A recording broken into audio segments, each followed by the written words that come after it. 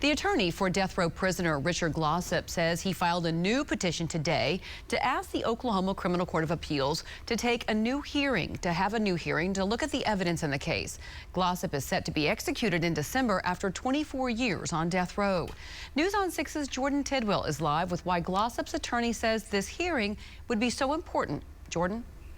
Lori, the attorney for Richard Glossip says there is overwhelming evidence in this case that was looked over that warrants both a new investigation and a new trial.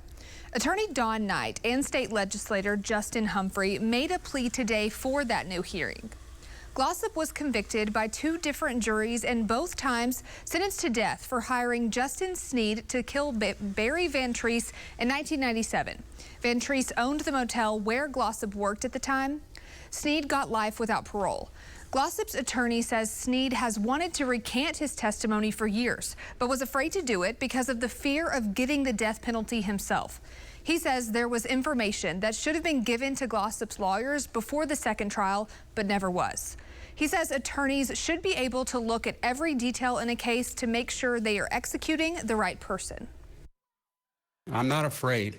I'm not afraid to have a hearing. I think the state is afraid to have a hearing. They just want to kill this man.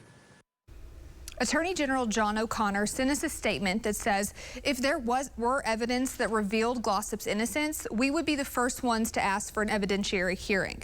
He goes on to say, despite several court filings by Glossip's attorneys, we have seen no such evidence in this case. Van Treese's widow has told us in the past she wants Glossip to be held accountable for taking away her husband and the father to their 5 children. Glossip has a clemency hearing on November 9th. Jordan Tidwell, Oklahoma's Own, News on 6.